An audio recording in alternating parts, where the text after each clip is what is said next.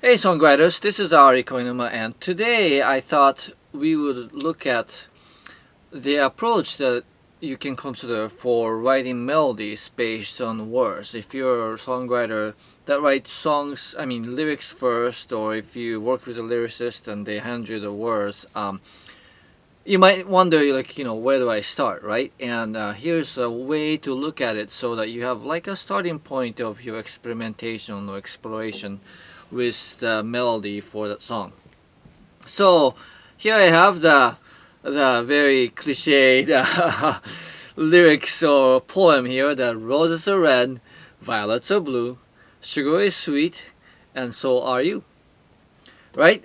And then we'll take some really generic chords like D, G, A, and D, right? And then I'm gonna just come up with some melodies to those words, and we'll analyze what that is like later. Okay, so here it goes. Roses are red, violets are blue, sugar is sweet, so are you. Now that could sound like a children's song in a way. That sounds very innocent, and it sounds sort of self-completed, meaning like it doesn't really leave room for next section if there was this was a part of a longer, like just a stanza or verse, right? But notice where the melody's sort of strong points are. It starts high with roses are red and violets are blue. So the second line, the violets, is more secondary to the roses. So here the rose is the feature here, and then sugar is sweet and so are you. So it just seems like you're making a statement and then supporting it with another statement that kind of goes with it, kind of thing, right?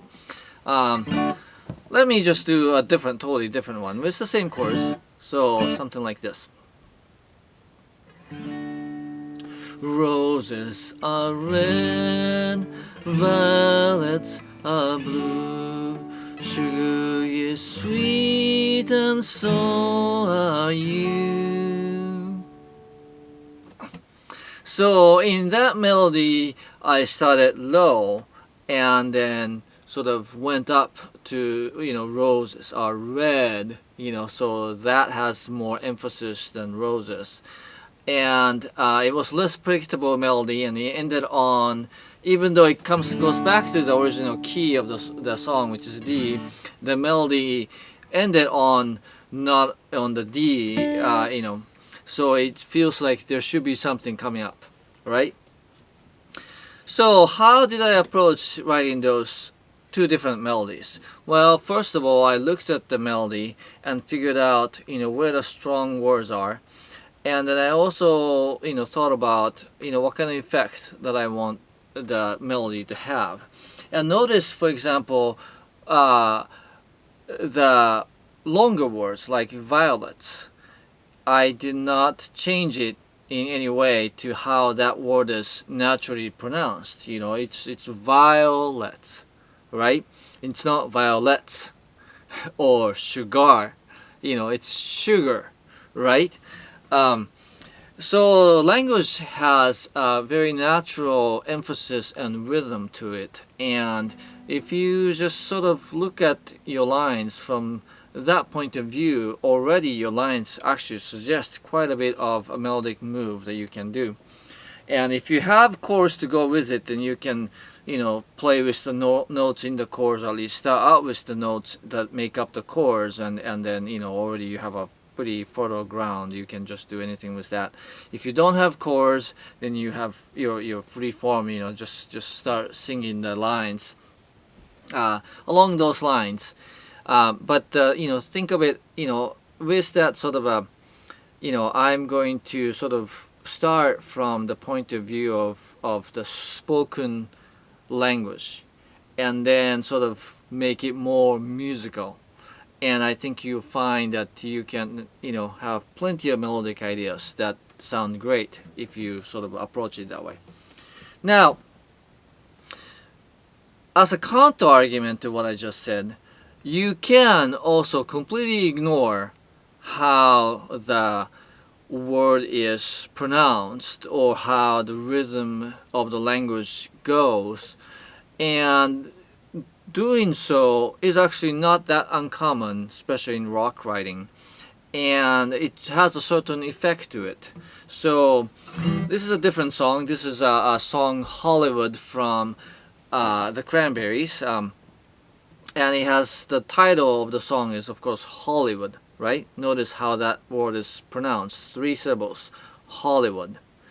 And notice how she sings that song. It goes something like this. This is not Hollywood like I understood.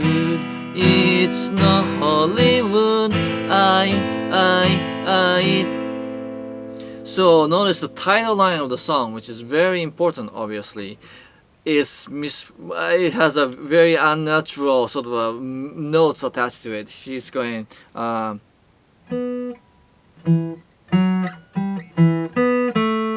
so that's a big jump from E to B, but then it's kind of in the it doesn't quite go with how the word is naturally pronounced. Hollywood. You know, I might, if I was writing that, I might go, this is not Hollywood like I understood. It's not Hollywood, which is closer to how that word is pronounced, but notice how different that feels, right? This is a tension-filled, angsty rock anthem, and then having that title word kind of mangled in a way, melodically, it just creates that sense of tension. Like, first of all, I mean, it's really jarring. It makes the listener go, whoa, what did she just say, right? I mean, you can't really easily understand that. But also, even if that confusion is cleared up, it sounds really just uncomfortable. It's just really like something is wrong, not quite right. And that feeling actually does serve this song. It may not serve, other songs the same way, but notice how when I sang it was more sort of a natural way of saying that word. It didn't quite have the same impact. So, as with all rules in songwriting, following the natural rhythm and emphasis of the language is a rule that you can choose to follow it or break it.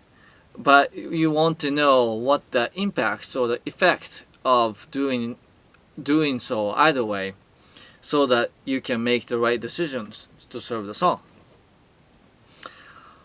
Alright, so that's a good stopping point for today. Thanks for watching. There are many other songwriting videos that I have, so please check them out and subscribe if you like them. I have my own songs as well, so please check them out. Thank you.